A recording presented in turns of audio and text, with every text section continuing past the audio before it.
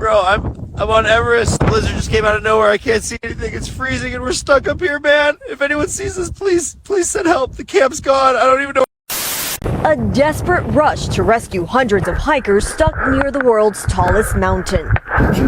A blizzard left nearly 1,000 people trapped on Tibet's eastern slope of Mount Everest, according to Chinese state media. Freezing temperatures and heavy snow putting local villagers and rescue teams on a race against the clock. Please, anybody! I'm stuck in this blizzard on Everest. I can't see the route. I can't feel my fingers. If someone can get to me, I'll pay you $50,000. I'm serious. Let's just be real about the situation. You paid $250,000 to go on a trip, and now that you're stuck at the top and your life is in danger, you only offering $50,000 for somebody to come get you. Let's get into the people that got trapped at the top of Everest recently, y'all. What it look like, TV? I am back! What it do, baby? YouTube's own Varnell Hill. Did ya miss me? Your very own spokesman for the Insidians wear inside and we're comfortable. They're so comfortable. And I'm back with another one.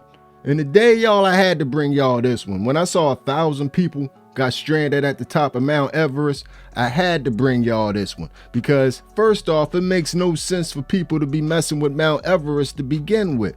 But like I said, 1,000 of them went up there and got their behind stuck. The 8-day Golden Week holiday in China, and what should have been the trip of a lifetime. A trek to see Mount Everest. This time of year, the temperature's normally still balmy, the sky's crystal clear. But on Friday, when a freak storm rolled in and evening beckoned, the snow just got deeper and deeper and deeper. Many of the trekkers were seasoned adventurers, but not mountaineers.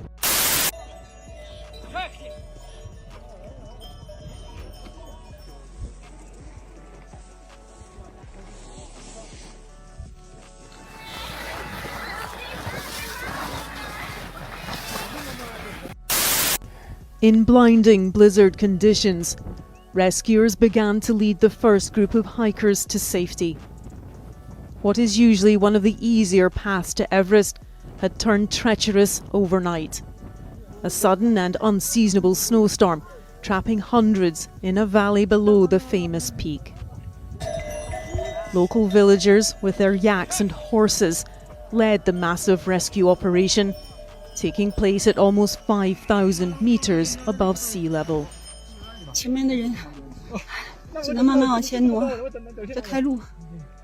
Breathless due to the punishing altitude, this woman described the scene around her.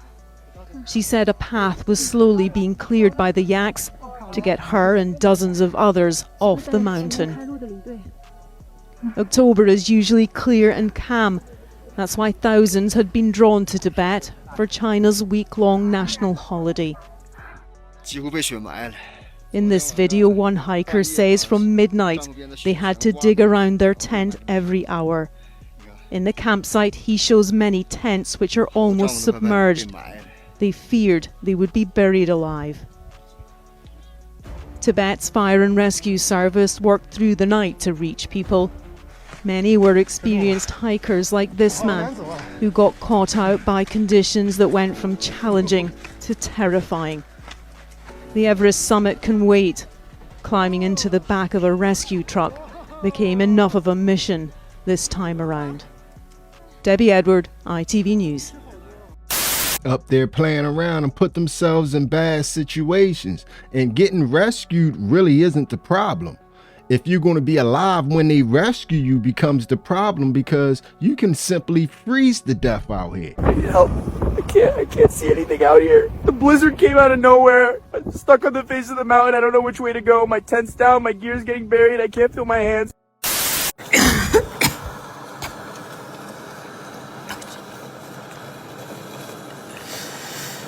Please, I don't want you to feel sorry for me. But I have a heart. It's really difficult to keep warm. Yeah.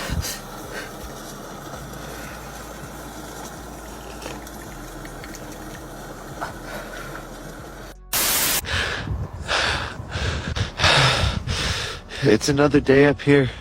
I'm still trapped on Everest. The storm hasn't stopped. Hello. In Camp 4. I've got... So... Yeah. Try and,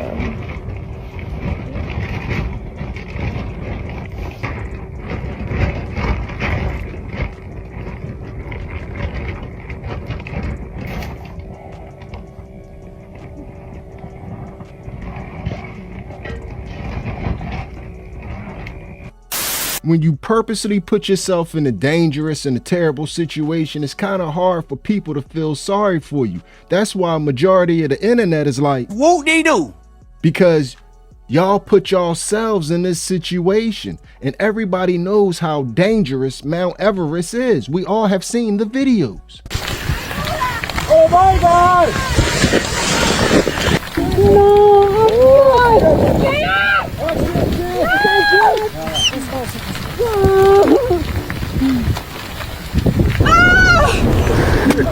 Something for so damn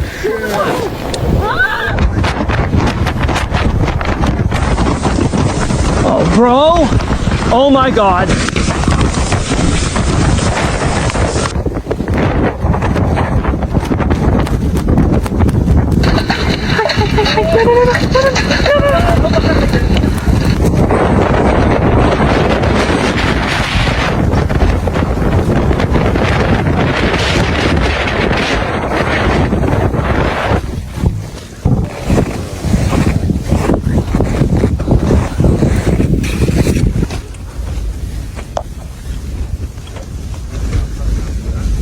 If you ask me, climbing Mount Everest, especially if you're doing it in a large group, like a group with 1,000 people, has to be one of the most grueling, anticlimactic things ever. Because when you get to the peak, what are you going to do when you're up there with 1,000 people and it's a peak? It's not a park.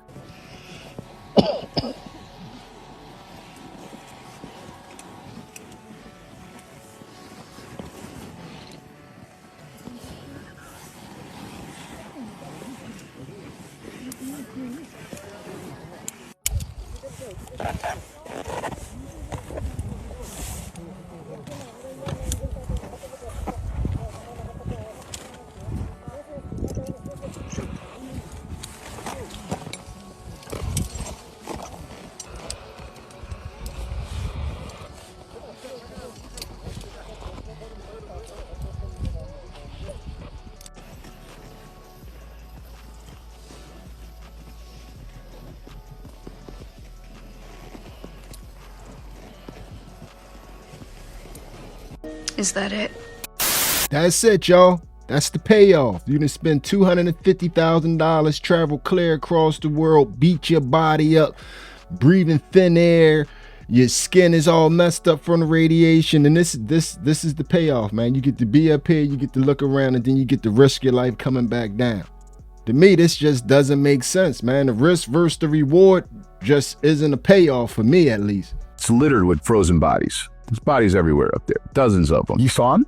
Oh yeah, they're on the route. But the crazy thing is that the ravens fly up to the summit ridge up there. So all the bodies that are up there that don't have like their goggles still intact, the ravens peck out their eyeballs.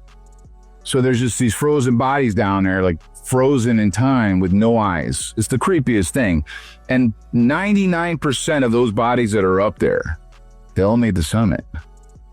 Really? Yeah. That's why you turned around. Because they got summit fever. They didn't realize that the summit's only halfway. You got to get down. And when you're coming down, if you got nothing left in the tank, if you gave up everything to get to that summit, now you're coming down, like you can get in trouble real quick at that altitude. Got it. So human body is not made to survive at that altitude. If I were to take you right now in a helicopter and drop you off on the summit of Everest, said, hang out here, we'll be back in an hour, you'd be dead by the time I got back. Who wants to go on a vacation where it's a large possibility you could end up being a landmark? She's been frozen for decades, and climbers still pass her like a landmark. In 1998, Frances Arsenyev became the first American woman to summit Everest without oxygen, but she never made it down. Her body, preserved by the ice, stayed there for years, nicknamed Sleeping Beauty. Others tried to help, but altitude and time ran out. Everest doesn't forgive, it remembers. If you ask me, man, Everest sounds like a horror story, man. You got all these human landmarks left behind, and on top of it, where is all the trash going? You got 1,000 people on the mountain, but you don't have any trash service. Where's all this trash going? Nothing beats a Jet2 holiday. And right now, you can save £50 per person. That's £200 off for a family of 4. I can't find the video, I lost it, but as you can imagine, it's so much frozen poop on the mountain that every time the snow melts, that is basically poisoning the locals' drinking water and stuff, because there's so much frozen poop up there on the mountain from thousands of people going up there and just doing whatever. But anyway, man, even if you make it out and you come down, your life is going to be changed forever messing with Mount Everest. I just came down from Camp 4. I spent 70 grand to be here. I'm in so much pain. Every breath, every step, it hurt. I just come back from Camp 2. I'm at base camp. And I feel horrible.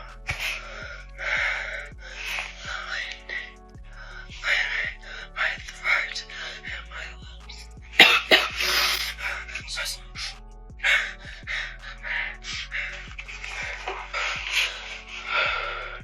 I'm so out of breath, even though yesterday I was at 8,000 meters.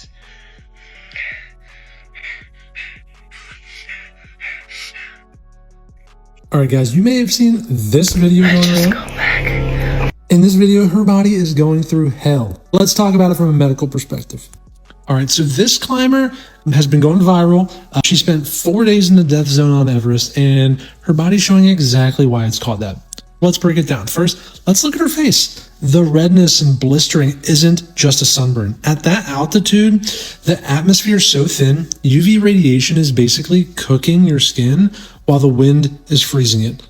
That's why it looks so raw and painful. All right, now listen to her voice, okay? It's hoarse and raspy, like she smoked a pack a day. That's from inhaling freezing cold, bone-dry air over and over again. The vocal cords get irritated and inflamed, so talking literally hurts. She also says her throat and lungs feel sore. That's something called kumbu cough. At extreme altitude, your airways dry out and those tiny blood vessels in your lungs get stressed. And then you start coughing nonstop. Some climbers even cough so hard, they end up cracking ribs. All right, and the big picture, in the death zone, there's only about 1/3 of the oxygen your body normally needs. So every organ, your brain, muscles, lungs is running on empty. You can survive for a bit, but you cannot live up there. She made it back to base camp, but her body's basically screaming, never, ever again. They are going to be physically impacted by this for the rest of their lives, but it's a good thing they didn't get frostbite, because frostbite on Mount Everest is a whole different monster, and believe me, you don't want no frostbite from Mount Everest.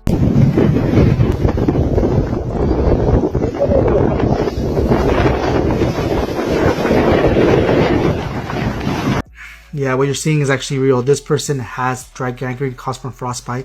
He's a world famous mountain climber that unfortunately got stuck in the mountain for many hours, and he sustained this level of injury called frostbite. Frostbite is when cold temperatures causes your extremities to lack perfusion, either your hands or your feet, and that causes damage to the tissue itself, causing them to die, and then eventually they fall off your body. That is called auto amputation. That level of severity is the extreme level of frostbite.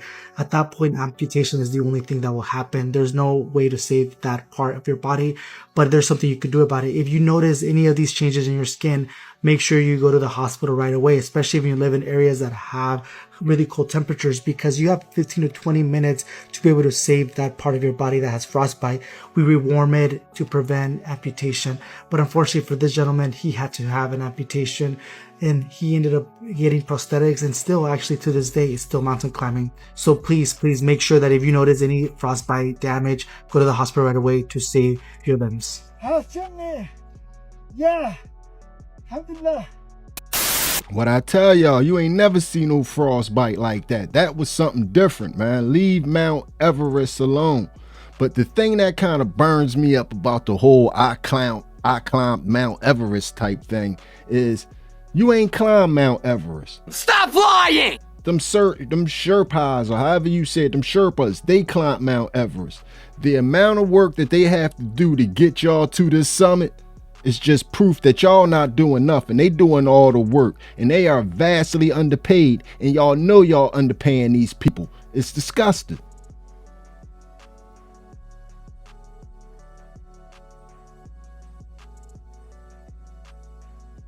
Come on now, dawg.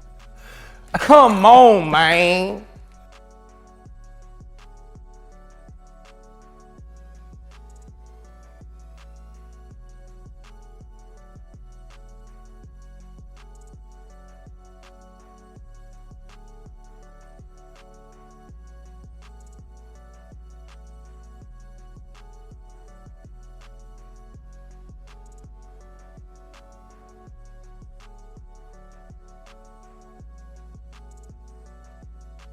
Really?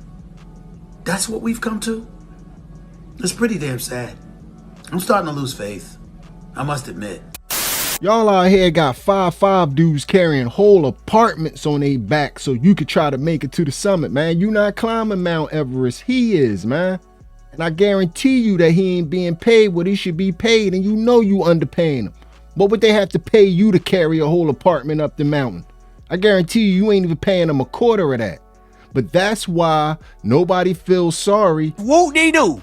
And that's why TikTok has all the jokes right now. It's me, Muffin, reporting from the front lines of Mount Everest. What war am I in? War against mediocrity.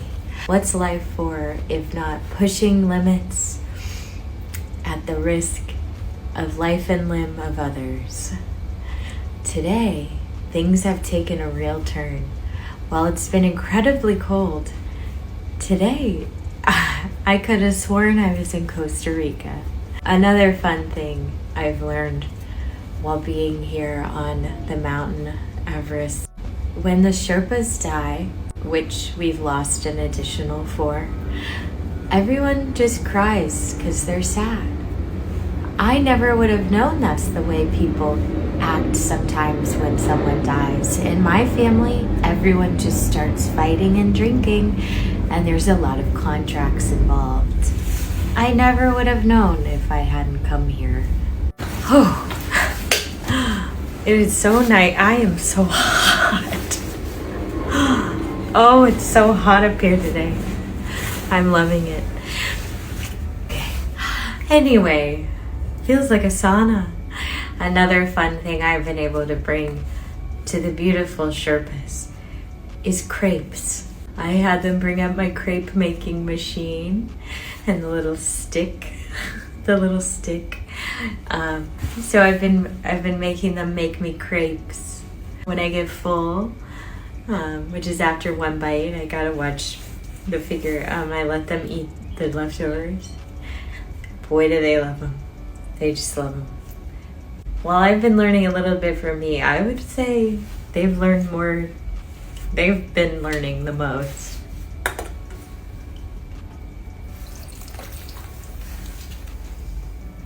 I can't feel my tongue.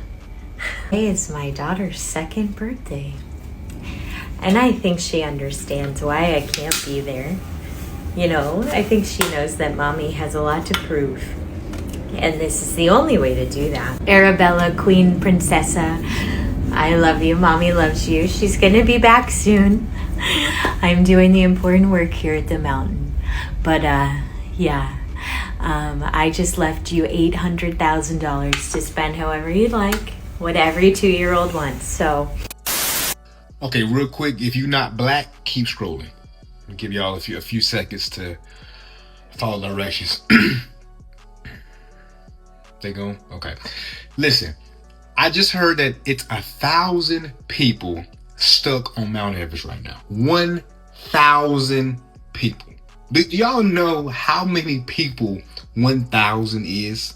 So let's play a game. Just us. All right, everybody else is gone. Out of 1,000 people, how many of those people are one of us? Huh? How many people you think are black? And the answer is not 0. You can't say 0. And you can't even say 1. Out of 1,000 people, my guess, 7. Yeah, I think I was leaning 9 at the beginning, but now I feel like it's 7. I feel like it's, yeah, that's what I'm gonna go with. Final answer. Nah, I'm gonna go a little bit higher than that. I'm gonna go with about, if it was 1,000, it was about 27 of us. It was 2 groups. It was 2 groups of black people that was there because they was trying to do something different. They was trying to think totally outside the box. They wasn't American blacks.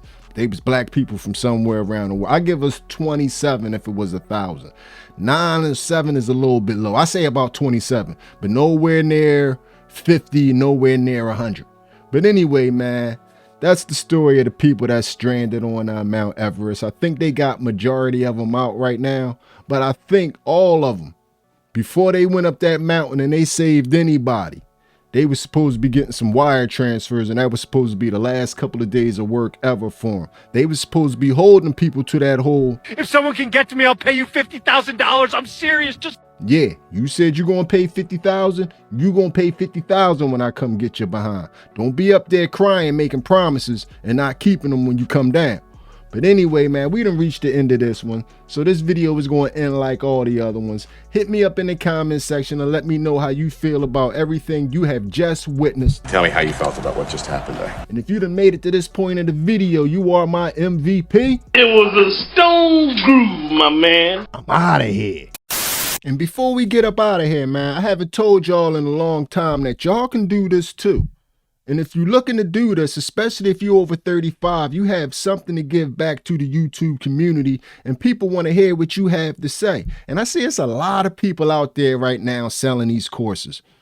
I'm going to tell you, don't buy nobody courses. They just trying to find another stream of revenue. I done amassed, I think, 112,000 subscribers over the past year. Now, that's nothing phenomenal or groundbreaking. But if y'all want me to do a video to give y'all some tips and some tricks on how to do the same thing, just let me know. But if I do a video on some tips and some tricks on how I did it, believe me, I ain't going to charge y'all. The game is always free. I can't front, it pisses me off. Soon as people get a little YouTube success, they immediately try to make a quote-unquote course so they can rip y'all off. Like I said, if y'all want me to make a couple videos on how I did it, let me know and I'll do it. But always remember, if I did it, if my 9 talking behind did it, you could do it too. And I believe in you.